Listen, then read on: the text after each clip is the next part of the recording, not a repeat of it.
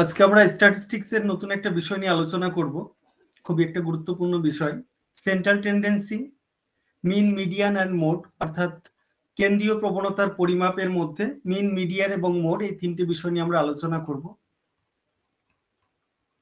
তো measures of central tendency অর্থাৎ কেন্দ্রীয় প্রবণতার পরিমাপ, এই বিষয়টা সম্পর্কে বিভিন্ন পরিসংখ্যানবিদ বিভিন্ন সংজ্ঞা দিয়েছেন। বিষয়টা একটু বুঝে নেওয়ার চেষ্টা করব।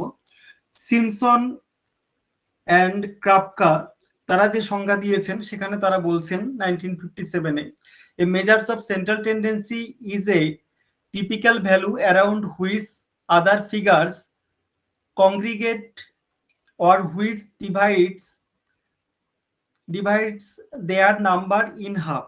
অর্থাৎ বলা হচ্ছে যে তারা বলছেন যে কেন্দ্রীয় প্রবণতার পরিমাপ হচ্ছে এমন একটা প্রতিনিধিত্বকারী মান যার চারিদিকে অন্যান্য মানগুলো ঘোরাফেরা করে।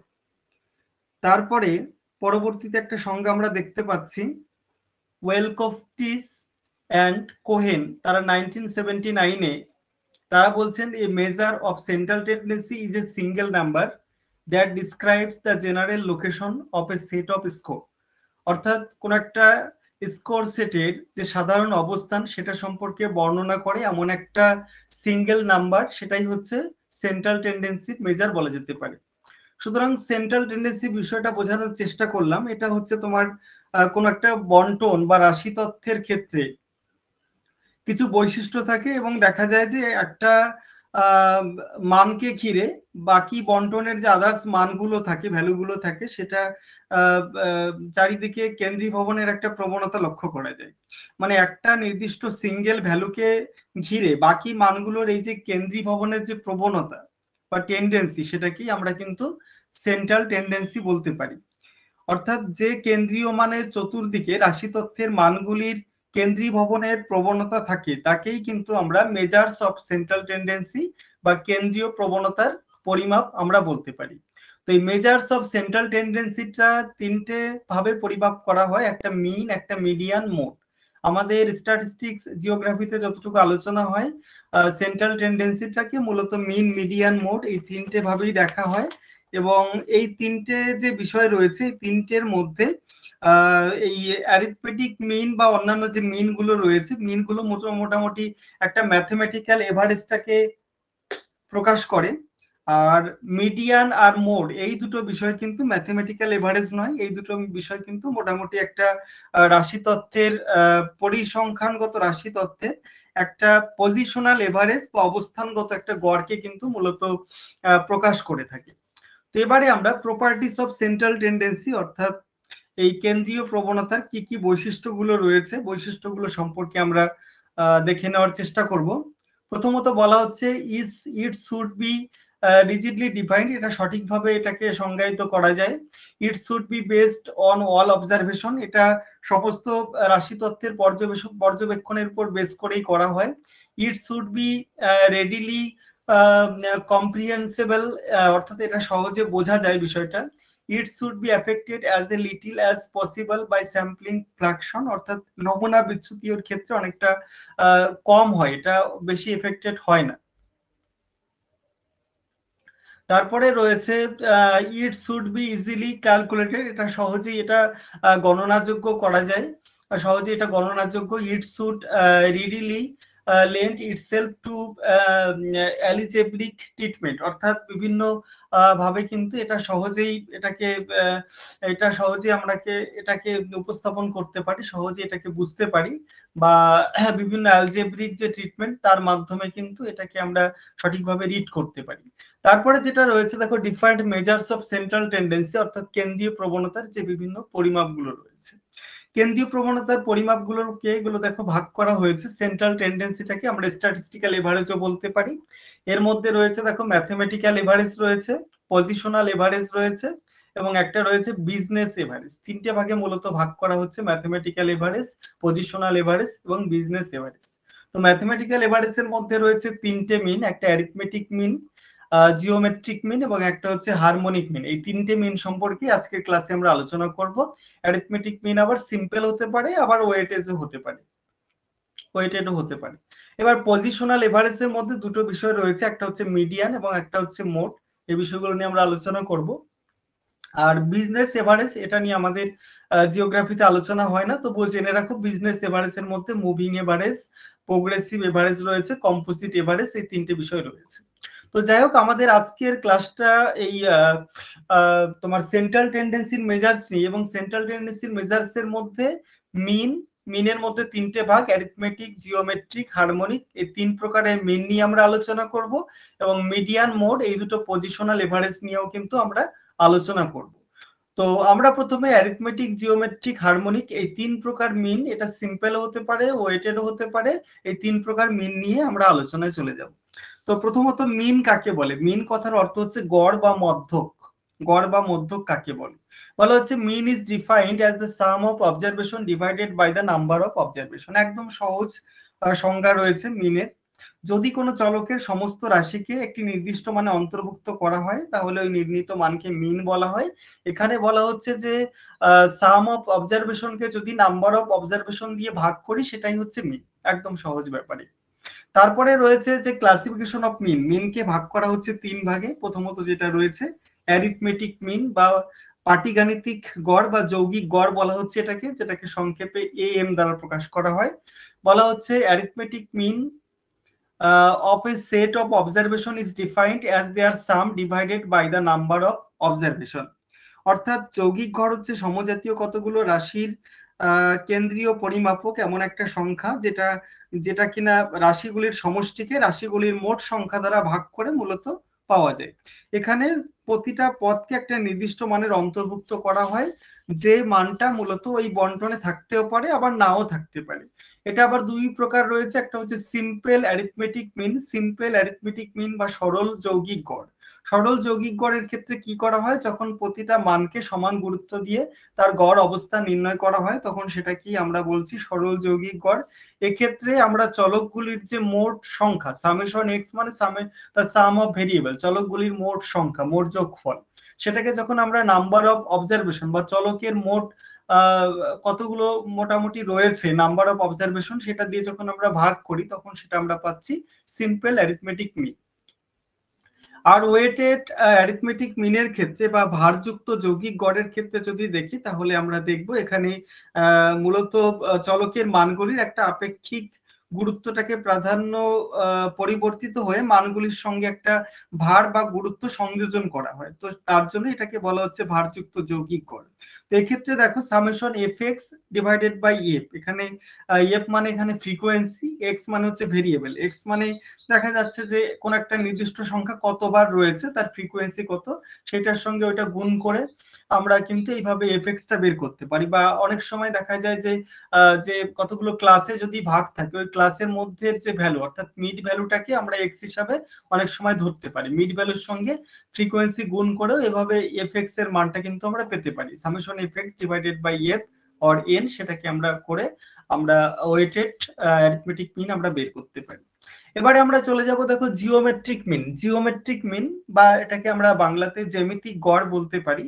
কোন একটা বন্টনে যতগুলো ধনাত্মক ভ্যালু থাকে, তাদের সবগুলো মানের যে গুণফল, সেই গুণফলের তততম রুট, সেটাকে আমরা জ্যামিতিক গড় বলতে পারি। তো দেখো জ্যামিতিক গড়ের একটা এক্সাম্পল এখানে দেওয়া হয়েছে। এক্সাম্পলটা দেখলে তুমি সহজেই বুঝতে পারবে। 8, 27, 64, এই তিনটে রাশি রয়েছে ধরা যাক। এদের জিওমেট্রিক মিন বা জ্যামিতিক গড় তোমাকে বের করতে বলেছে। পরীক্ষা ধরে এরকম একটা কোশ্চেন এসছে যে তিনটে সংখ্যার জ্যামিতিক গড় বা জিওমেট্রিক মিন বের করো। তুমি কি করে বের করবে? তাহলে তততম রুট ওভার বলেছে যেহেতু, তো তার জন্য এটাকে প্রথমে তিনটে সংখ্যা বলে 3 রুট ওভার করে দেবো নর্মালি। 3 রুট ওভার করার পর তারপর আমরা কি করব, এই যে প্রতিটা সংখ্যাকে আমরা কিউব করে দেব। কিউব করে আমরা রুট ওভার করে দেব। এই সরি, প্রতিটা সংখ্যাকে আমরা 3 রুট ওভারের মধ্যে নিয়ে আসবো গুণ গুণ করে। 8, 27, 64কে 8 গুণ 27 গুণ 64 করা হয়েছে। এবার এগুলোকে আমরা সহজেই কিন্তু যেহেতু 3 রুট ওভার রয়েছে, সুতরাং এটাকে আমরা যদি কিউব করি, তাহলে এই কিউব আর রুট ওভার কিন্তু ভ্যানিশ হয়ে গিয়ে শুধুমাত্র সংখ্যাগুলো পড়ে থাকবে। তাহলে এটা 8 যেহেতু আছে 2 কিউব, এটা 27 যেহেতু আছে 3 কিউব লিখতে পারি, এটা 64 যেহেতু রয়েছে আমরা 4 কিউব লিখতে পারি। এটা কিউব হবে যদিও। তো যাই হোক, আমরা আমরা যে বিষয়টা দেখতে পাচ্ছি এখানে দেখো, এটা কিউব আর হচ্ছে তোমার 3√, এই দুটো ভ্যানিশ হয়ে গিয়ে তোমার শুধুমাত্র সংখ্যাগুলো পড়ে থাকছে। তাহলে 2 গুণ 3 গুণ 4, এটা গুণ করলে 24 হচ্ছে। এভাবে কিন্তু আমরা জিওমেট্রিক মিনটা বের করতে পারি। এবারে আমরা চলে যাচ্ছি হারমোনিক মিন। হারমোনিক মিনটাকে সংক্ষেপে এইচএম বলা হচ্ছে, যার বাংলা হচ্ছে অনন্যক গড়। অর্থাৎ কোন একটা ভগ্নাংশকে উল্টে দিলে সেটাকে আমরা অনন্যক বলে থাকি। অনন্যক গড় বা এটাকে আমরা তরঙ্গ গড় বলতে পারি বা বিবর্তিত যৌগিক গড়ও বলতে পারি। যাই হোক, এই অনন্য গড় বা তরঙ্গ গড় বা বিবর্তিত যৌগিক গড় কাকে বলে? Harmonic mean is a reciprocal of the arithmetic mean of reciprocal of observation. বলা হচ্ছে কোন একটা রাশি তত্ত্বকে, যতগুলো রাশি থাকে রাশি তত্ত্বতে বা তথ্য সারিতে যতগুলো রাশি থাকে, তাদের বিপরীত মান নির্ণয় করে ওই নির্ণীত মানগুলোর যে গড়ের বিপরীত মান নির্ণয় করা হয়, সেটাকেই বলা হচ্ছে হারমোনিক মিন। এটাকে আমি একটু উদাহরণ দিয়ে বোঝানোর চেষ্টা করি। দেখো, এটার সূত্র হচ্ছে এরকম, HM equal to 1 divided by 1/x1। এখানে x1 x2 এগুলো হচ্ছে তোমার এক একটা ভ্যালু বলতে পারো, অবজারভেশনের এক একটা ভ্যালু।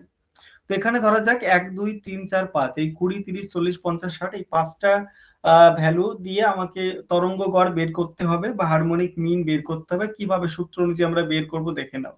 তাহলে এখানে 1/1/20, 1/30, এখানে 1/x3 মানে 1/40, 1/50, 1/60, এগুলো যোগ যোগ করে লিখতে হবে। কটা আছে? 1 2 3 4 5, তার জন্য 5 দিয়ে ভাগ করতে হবে। দেখতে পাচ্ছ এখানে যে সূত্রটা রয়েছে, এই সূত্র অনুযায়ী আমরা এটাকে বসিয়ে আমরা এইভাবে লিখেছি। যেহেতু 1 2 3 4 5 পাঁচটা সংখ্যা, সুতরাং আমরা এটাকে অনন্যক করে আমরা 5 দিয়ে ভাগ করেছি। তো সংখ্যাটা হচ্ছে এইটা। এটাকে কনভার্ট করে এই 1 এর জায়গায়, যেহেতু এটা 5 দিয়ে ভাগ আছে, এই 5টাকে আমরা উপরে নিয়ে এসে এইভাবে আমরা করতে পারি। তো এইভাবে অ্যাপ্রক্সিমেট একটা সংখ্যা, সেটাই হচ্ছে আমার এই ভ্যালুটা আমরা পেলাম। এটা হচ্ছে হারমোনিক মিন। হারমোনিক মিনটা আমরা এইভাবে বের করতে পারি। সুতরাং মিনের সম্পর্ক, সমস্ত আলোচনাগুলো আমরা করে নিলাম। একটা arithmetic mean, geometric mean, harmonic mean, তিনটে আলোচনা আমি করে দিলাম। তো এবারে আমরা মিডিয়ান নিয়ে আলোচনা করব। মিডিয়ান ব্যাপারটা রয়েছে। মিডিয়ানের অর্থ কি? মিডিয়ান কথার অর্থ হচ্ছে তোমার মধ্যমা। মধ্যমা। তো মিডিয়ান বা মধ্যমা কাকে বলে, প্রথম একটা আমরা বিষয়টা দেখে নেব। Locational value. মিডিয়ানকে আমরা লোকেশনাল ভ্যালু, মোটকেও আমরা লোকেশনাল ভ্যালু বলতে পারি বা লোকেশনাল এভারেজও আমরা বলতে পারি, বা অবস্থানগত একটা গড় বলতে পারি। তো মিডিয়ান যে ব্যাপারটা, মিডিয়ানের সংজ্ঞা দিতে গিয়ে আর হামন্ড অ্যান্ড পি ম্যাকুল্লা, তো তারা বলছেন the median is a term used for the central value in the series of ordered value. অর্থাৎ কোনো একটা অবজারভেশনকে, অবজারভেশনের যে বিভিন্ন ভ্যালুগুলো থাকে, সেই ভ্যালুগুলোকে যখন আমরা অ্যাসেন্ডিং অর ডিসেন্ডিং অর্ডারে সেটাকে আমরা সাজাই, অ্যারেঞ্জ করি, তো তারপরে দেখা যাচ্ছে অ্যাসেন্ডিং ডিসেন্ডিং অর্ডারে সাজিয়ে তার মাঝখানের যে ভ্যালুটা থাকে, সেটাকেই আমরা কিন্তু মিডিয়ান বলে চিহ্নিতকরণ করে থাকি। তো মিডিয়ান ব্যাপারটা হচ্ছে রাশি তত্ত্বের একটা লোকেশনাল ভ্যালু, মানের ঊর্ধ্বক্রমে বা অধক্রমে সাজিয়ে কোনো রাশি তত্ত্ব সমূহকে এই সহজেই কিন্তু এই মানটা আমরা বের করতে পারি, এবং এই মানটা রাশি তত্ত্বটাকে, টোটাল রাশি তত্ত্বটাকে সমান দুটো ভাগে বিভক্তকরণ করে। বলা যেতে পারে কোনো রাশি তত্ত্বকে যদি আমরা অ্যাসেন্ডিং অর ডিসেন্ডিং অর্ডারে সাজাই, তার মধ্যবর্তী যে ভ্যালুটা থাকবে সেটাকেই আমরা কিন্তু মিডিয়ান বা মধ্যমা বলতে পারি। এবারে ক্যারেক্টারিস্টিক্স অফ, এবারে আমরা ডিটারমিনেশন অফ মিডিয়ান, অর্থাৎ মধ্যমার যে বিভিন্ন নির্ণয়টা আমরা কিভাবে করতে পারি, তার বিভিন্ন সূত্রগুলো রয়েছে। সূত্রগুলো একটু দেখে নেওয়ার চেষ্টা করি। দেখো, median equal to n+1 divided by 2, এততম ভ্যালু, এত টিএইচ ভ্যালু। তো এখানে এর মানে টোটাল ফ্রিকোয়েন্সিটাকে বোঝাচ্ছে। n+1 ডিভাইডেড বাই 2, কোনো বন্টনে যদি 10টা থাকে তাহলে 10+1 ডিভাইডেড বাই 2 ইকুয়াল টু 5.5, এরকম টাইপের হবে। গ্রুপ বা কন্টিনিউয়াস ফ্রিকোয়েন্সির ক্ষেত্রে, যেখানে কতগুলো ক্লাস বাউন্ডারি, অনেকগুলো ক্লাস থাকে, তো সেক্ষেত্রে মিডিয়ানটা আমরা এইভাবে বের করতে পারি, L1 প্লাস n/2। L1 মানে হচ্ছে এখানে lower class boundary of median class. Median ক্লাসটা কি করে বের করবে না, n+1 ডিভাইডেড বাই 2 করলে, যেটা ওই ফ্রিকোয়েন্সিটাকে এরকম ভাবে করলে সেটা যে ক্লাসের মধ্যে থাকবে সেটাই হচ্ছে আমরা ওই লেস দ্যান কিউমুলেটিভ ফ্রিকোয়েন্সিটাকে দেখে আমরা এইভাবে বের করতে পারি। তারপরে দেখো n/2 বুঝতে পারছো, এফসি মানে লোয়ার কিউমুলেটিভ ফ্রিকোয়েন্সি বা বলা যেতে পারে less than cumulative frequency against the lower class boundary of median class. Median ক্লাসের যে লোয়ার ক্লাস বাউন্ডারি থাকে তার নিচে কতগুলো ফ্রিকোয়েন্সি থাকে, অর্থাৎ বলা যেতে পারে মিডিয়ান ক্লাসের আগের ক্লাসের কতগুলো লেস দ্যান কিউমুলেটিভ ফ্রিকোয়েন্সি রয়েছে সেই নাম্বারটাই। আর এফএম মানে মিডিয়ান ক্লাসের যে ফ্রিকোয়েন্সি সেটাই, আর এই আই মানে হচ্ছে ইন্টারভেল, যেটা ক্লাস বাউন্ডারির ক্ষেত্রে একটা নির্দিষ্ট ইন্টারভেল থাকে বলা যেতে পারে। এভাবে আমরা মিডিয়ানটা বের করতে পারি। তো এবারে মোট কিভাবে বের করা যায়? মোট কথার অর্থ হচ্ছে সংখ্যাগুরু মান বা ভূইষ্ঠকটা কিভাবে বের করা যায় একটু দেখো। ক্রক্সটার এবং কাউডেনের একটা ডেফিনেশন দেওয়া হয়েছে এখানে। The mode of the distribution is the value at the point around which the items tend to be most having concentrated। অর্থাৎ বলা হচ্ছে কোন একটা বন্টনে মোড হচ্ছে সেই ভ্যালু যাকে ঘিরে অন্যান্য ভ্যালুগুলোর অত্যাধিক কেন্দ্রীভবনের একটা প্রবণতা থাকে। এখানে মোড কথাটা ফরাসি একটা শব্দ লা মোড থেকে এসেছে, যার অর্থ হচ্ছে ঢং বা কেতাদুরস্ত, বা কেতাদুরস্ত বলতে বোঝাচ্ছে বৈশিষ্ট্যমূলক একটা মান। অর্থাৎ মোড হচ্ছে পরিসংখ্যা বন্টনের একটা মান যেটা অত্যন্ত কেতাদুরস্ত বা বৈশিষ্ট্যমূলক একটা মান, কারণ এই মানটা সব থেকে বেশি সংখ্যায় বারবার উপস্থাপিত হয় কোনো একটা রাশি তথ্যের বন্টনে। এই মোডগুলোকে মোডের যে ফ্রিকোয়েন্সি ডিস্ট্রিবিউশনে একটা মোড থাকতে পারে, দুটোও থাকতে পারে, আবার তিনটেও থাকতে পারে বা তার বেশিও থাকতে পারে। তো যে ক্ষেত্রে পরিসংখ্যা বিভাজনে একটি মাত্র মোড থাকে সেটাকে আমরা ইউনিমোডাল ফ্রিকোয়েন্সি ডিস্ট্রিবিউশন বলতে পারি। যে পরিসংখ্যা বন্টনে দুটো মোড থাকে তাকে আমরা বাইমোডাল ফ্রিকোয়েন্সি ডিস্ট্রিবিউশন বলতে পারি, এবং কোনো পরিসংখ্যা বিভাজনে দুইয়ের বেশি যদি মোড থাকে তাহলে সেটাকে আমরা মাল্টিমোডাল ফ্রিকোয়েন্সি ডিস্ট্রিবিউশন বলতে পারি। এবার ডিটারমিনেশন অফ মোড বা ভূইষ্ঠকটাকে কিভাবে নির্ণয় করতে পারি দেখো। মোডের যে সূত্রটা রয়েছে দেখো, L1 plus delta 1 divided by delta 1 plus delta 2 into interval. Delta 1 বলতে যেটা বোঝাচ্ছে difference of frequency between modal class and post modal class. যে ক্লাসের ফ্রিকোয়েন্সি সব থেকে বেশি সেটা হচ্ছে মোডাল ক্লাস।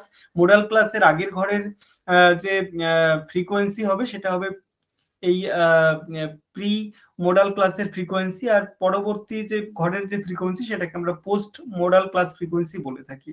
এবার এই মোডাল ক্লাস আর প্রি মোডাল ক্লাসের ফ্রিকোয়েন্সির যে পার্থক্য সেটা হচ্ছে ডেল্টা 1, আর ডেল্টা 2 বোঝাচ্ছে difference of frequency between modal and post modal class, অর্থাৎ মোডাল ক্লাস এবং মোডাল ক্লাসের পরবর্তী ঘরের যে ফ্রিকোয়েন্সি এই দুটোর মধ্যে পার্থক্য। আর ইন্টারভেল মানে বুঝতেই পারছো, আই মানে ইন্টারভেল অফ মোডাল ক্লাস উইথটাকে বোঝাচ্ছে। তো মোডটাকে দুটো ভাগে ভাগ করা হচ্ছে, একটা হচ্ছে ক্রুড মুড, একটা ট্রু মুড। ক্রুড মুডটা আমরা এইভাবে বের করতে পারি যে কোনো একটা রাশি তথ্য বন্টনে যখন যে মানটা সব থেকে বেশি থাকে, যার ফ্রিকোয়েন্সি সব থেকে বেশি, সেটা হচ্ছে ক্রুড মুড। আর ট্রু মুড যে ব্যাপারটা রয়েছে, যে ব্যাপারটা রয়েছে এটা আমরা এইভাবে নির্ণয় করতে পারি। প্রথমে আমরা মিডিয়ান এবং মিন বের করে আমরা ট্রু মোডটা আমরা বের করতে পারি। ট্রু মোডের যে সূত্রটা রয়েছে দেখো, 3 মিডিয়ান মাইনাস 2 মিন, এভাবে আমরা ট্রু মোডটা আমরা বের করতে পারি। এবার graphical representation of mean median mode যদি আমরা দেখি, অর্থাৎ এর যে লৈখিক উপস্থাপন যদি আমরা দেখি, তাহলে আমরা দেখব মিন যে ব্যাপারটা এটা আমরা হিস্টোগ্রামে দেখাতে পারি, ফ্রিকোয়েন্সি পলিগনেও দেখাতে পারি। আর মিডিয়ান যে ব্যাপারটা এটা অজাইবের মাধ্যমে উপস্থাপন করা হয়। এটা লেস দ্যান মোর দ্যান দুটো যে অজাইবের দুটো পার্ট থাকে, এই দুটো অজাইবের ব্যবহার করতে পারি, বা শুধুমাত্র লেস দ্যান অজাইবের ক্ষেত্রেও কিন্তু এটা বের করতে পারি। এখানে এই দিকের যে ভ্যালুটা এটা কিউমুলেটিভ ফ্রিকোয়েন্সি দেখানো হয়, এদিকে ক্লাস বাউন্ডারি দেখানো হয়। এটা এইখানে যে ক্লাস বাউন্ডারি যে ভ্যালুটা নির্দেশ করে এই লাইনটা, সেটা মিডিয়ান ভ্যালুকে নির্দেশ করে। আর এইখানে যে পয়েন্টটা থাকে এটা মূলত কিউমুলেটিভ ফ্রিকোয়েন্সি n/2 যেটা হয় সেটাকে নির্দেশ করে। এবার মোড যে ব্যাপারটা, মোডটা মূলত আমরা হিস্টোগ্রামে দেখাতে পারি। হিস্টোগ্রামের সব থেকে উঁচু যে স্তম্ভটা থাকে, উঁচু স্তম্ভে এরকম দুটো কর্ণ আমরা তুলে পাশের স্তম্ভগুলোর অনুযায়ী যে ছেদবিন্দু রয়েছে, এই ছেদবিন্দু এই বরাবর দুটো কর্ণ টানিয়ে এরকম, এবং মাঝখানে এই কর্ণ দুটো যেখানে যে পয়েন্টে ছেদ করবে, সেই ছেদ বিন্দু থেকে নিচের দিকে এই স্তম্ভগুলো যেভাবে অঙ্কন করা হয়েছে তার সমান্তরাল স্তম্ভের যে পার্শ্ব যে রেখাটা রয়েছে, এই পার্শ্ব রেখার সমান্তরালে এই ছেদক বিন্দু থেকে যে সরল রেখা অঙ্কন করব, এখানে যে বিচ্ছিন্ন সরল রেখাটা অঙ্কন করা হয়েছে এটাই নিচের দিকে মোড ভ্যালু যেটা সেটাকে নির্দেশ করবে। ক্লাস বাউন্ডারির মধ্যে যে এই পয়েন্টটা থাকবে এটা মোডাল ভ্যালুকে নির্দেশ করবে অবশ্যই। তো আজকের ক্লাস আমরা এটা নিয়েই করলাম। এই মিন, মিডিয়ান, মোড, সেন্ট্রাল টেন্ডেন্সির 3টে পার্ট, মিন, মিডিয়ান এবং মোড, এই বিষয়টা নিয়ে আমরা আজকে আলোচনা করলাম। তো কোনো অসুবিধা হলে অবশ্যই আমাকে হোয়াটসঅ্যাপে জানিও পরবর্তীতে। ঠিক আছে, আজকের এই মিন, মিডিয়ান, মোডের ক্লাসটা এই পর্যন্তই।